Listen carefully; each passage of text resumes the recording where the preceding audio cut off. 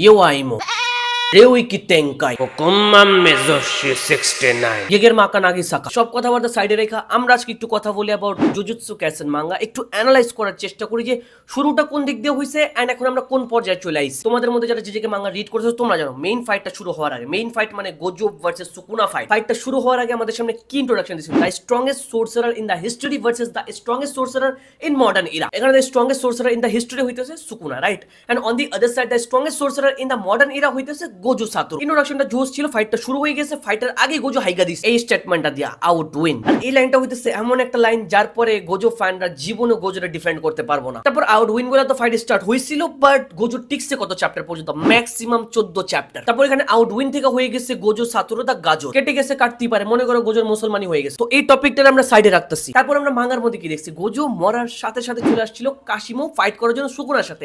And কাশিমোর যেভাবে highlight করা হয়েছিল ভাই, দ্যাট ওয়াজ ইনসেইন। আমাদের বলা হয়েছে কাশিমো আজ পর্যন্ত নিজের কার্স টেকনিক সেভ করে রাখছে জাস্ট সুকুনার জন্য।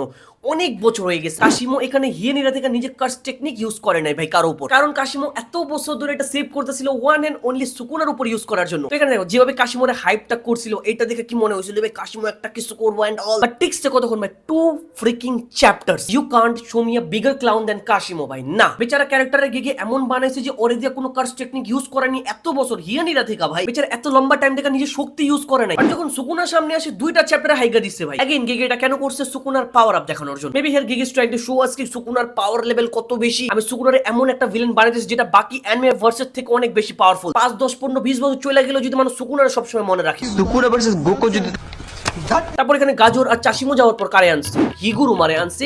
আমাদের সামনে হাইলাইট করলো হিগুরুমার সোর্ড ভাই, এত জটিল একটা সোর্ড, একটা স্টেপ করবো আর সুকুনা মরে যাবো। এগেন গেগে এখন আমি আরেকটা ক্যারেক্টারে হাইপ করছে, এত কিছু দেখাইছে। তারপর কি হয়েছে, অ্যানাদার 4 ফ্রিকিং চ্যাপ্টার্স, মানে হিগুরুমা 4টা চ্যাপ্টার সার্ভাইভ করছে, তারপর শেষ। So we got another clown, right? Kashimo 2 chapter survive করছে, হিগুরুমা 4 চ্যাপ্টার সার্ভাইভ করছে। এখন এটা দেখে যদি তোমার কষ্ট লাগে, হোয়াট এভাউট চোজো?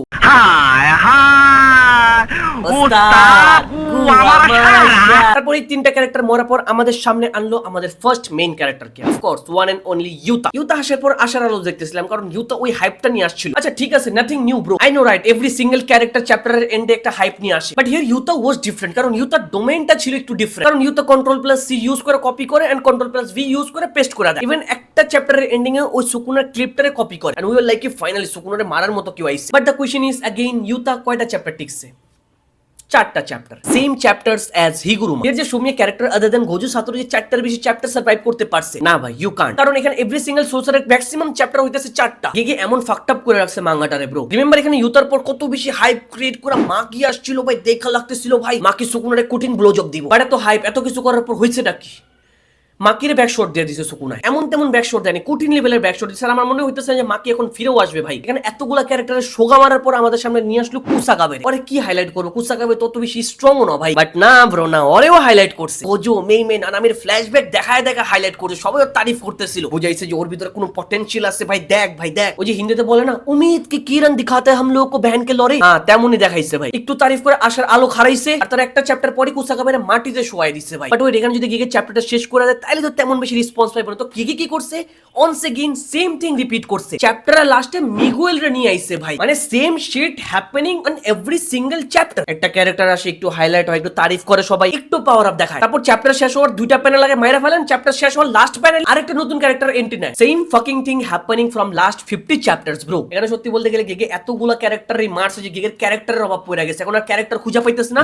জুজুৎসু কাইসেন জিরোতে আমরা যে ক্যারেক্টারে দেখছি ওই ক্যারেক্টারে নিয়ে আইছে ভাই। আমি তো চিন্তা করতেছি ভাই লাস্ট না গেগে নিজে এসে পরে ফাইট করার লেগে। I know Gege is trying to create a masterpiece Sukuna, আমাদের দেখানোর জন্য ভাই ও একটা ভিলেন। কি তোমরা মার্ডারা, কি তোমরা আইজেন টাইজেন দেখছো, সুকুনা ইজ সুপিরিয়র, এমন কিছু বোঝানোর চেষ্টা করতেছে। But here repeating the same thing again and again and again is so freaking boring ভাই। You can't call it a masterpiece bro. হইতে পারে তোমার কম অ্যানিমে দেখছো, তোমার জীবনের প্রথম মাঙ্গা জুজুৎসু কাইসেন, অথবা তোমার জীবনের প্রথম অ্যানিমে জুজুৎসু কাইসেন, না হলে you can't call it a masterpiece bro না। এখন যেমন বললাম যে আমরা অ্যানালাইজ করব সবকিছু অ্যানালাইজ করার পর আমরা কি দেখলাম, স্টার্টিংটা কেমন হয়েছিল, the strongest sorcerer in history versus the strongest sorcerer in modern era. এখন এই স্টার্টিংটা দেওয়ার পর আমরা এন্ডিং এখন কোথায় চলে আসছি, the strongest sorcerer in history যে সুকুনা এখনো জিন্দা আছে, বাট অপোনেন্ট কি আছে, the strongest black sorcerer in the history.